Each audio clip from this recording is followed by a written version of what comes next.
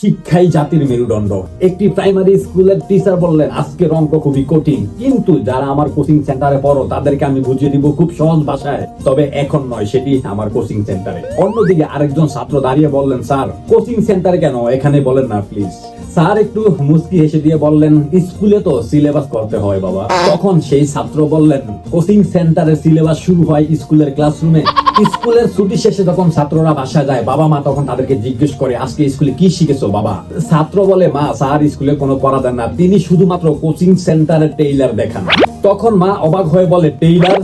তখন ছেলে হেসে দিয়ে বলে, হ্যাঁ মা, পুরো সিনেমার কোচিং টেইলার দেখানো হয়। পরের দিন ক্লাসরুমে আরেক ছাত্র বলে, স্যার আমাদেরকে ক্লাসে পুরো পড়া কেন পড়ান না? দেখো বাবা, স্কুলে সময় কম, এই জন্য সব পড়া এখানে পড়ানো সম্ভব না। সব পড়া তোমাকে পড়তে হলে অবশ্যই আমার কোচিং সেন্টার আসতে হবে। তখন সেই ছাত্র স্যারের দিকে অবাক দৃষ্টিতে তাকিয়ে বললেন, স্যার তাহলে এই স্কুল কেন? তখন স্যার একটু মুচকি হাসি দিয়ে বললেন, স্কুল হচ্ছে কোচিং এর শোরুম।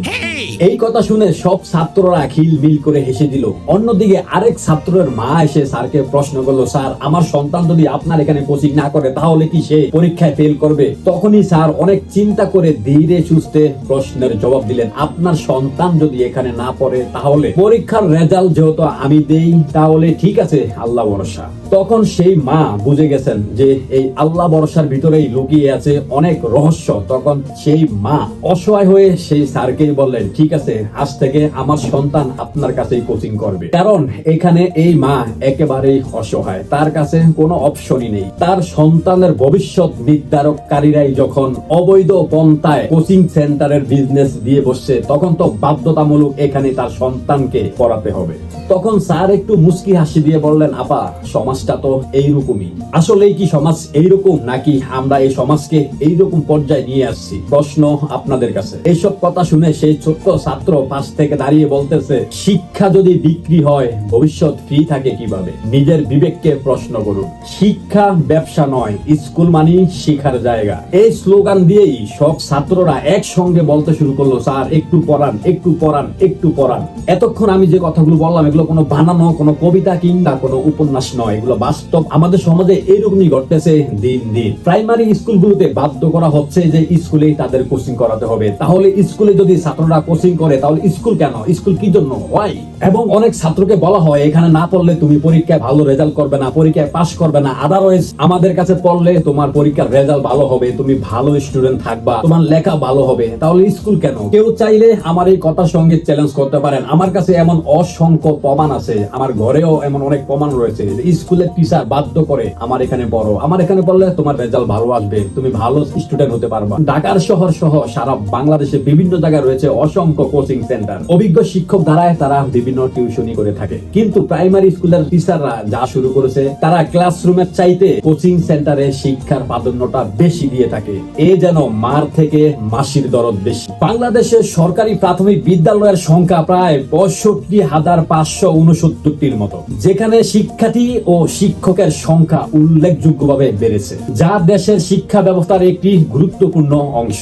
এবং প্রাইমারি শিক্ষকের সংখ্যা প্রায় ৩,৮০,০০০-এরও অধিক, আর সেখানে শিক্ষার্থী রয়েছে ২ কোটিরও অধিক। আর এই শিক্ষার্থীদেরকে পড়াবার কারণে এক একজন টিচারকে প্রতি মাসে স্যালারি দেওয়া হয় ১৬,০০০ থেকে শুরু করে ৪০,০০০ টাকা পর্যন্ত।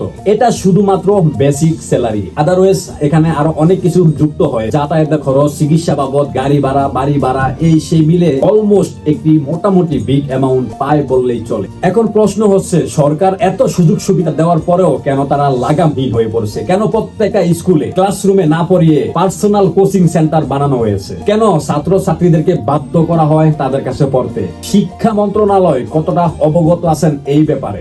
আজ সরকারি প্রাথমিক বিদ্যালয়ের এই করুণ অবস্থার কারণে দিন দিন প্রাইভেট স্কুলগুলোর দিকে ছুটছে অভিভাবকরা। কারণ প্রত্যেকটি অভিভাবকই চায় তার সন্তান সুশিক্ষায় শিক্ষিত হোক। তাই বলে সব স্কুলের শিক্ষকরাই কিন্তু এক নয়। এখনো অনেক স্কুল আছে যে স্কুলের টিচাররা তার স্কুলের ছাত্র ছাত্রীদেরকে নিজের সন্তানের মতো শিক্ষা দেয়। আমরাও যখন ছোটবেলায় প্রাইমারি স্কুলে পড়তাম তখন দেখেছি আমাদের স্যাররা আমাদের খুব যত্ন নিয়ে পড়াতেন, খুব বুঝাতেন, খুব সুন্দরভাবে তারা ক্লাস নিতেন। একটা পড়া একবার না পারলে বারবার জিজ্ঞেস করতেন, বারবার বলে দিতেন, বারবার পড়াতেন। আবার মাঝে মাঝে বাড়িতে গিয়ে খবর নিতেন আমি ঠিক মতো ঘরে পড়াশোনা করি কিনা, দুষ্টামি ফাইজলামি করি কিনা, বাবা মার সঙ্গে বেয়াদবি করি কিনা। সেই সমস্ত শ্রদ্ধেয় টিচার হয়তো আর কোনো দিন আমরা পাবো না। তাই সেই সমস্ত টিচারদেরকে সেলুট।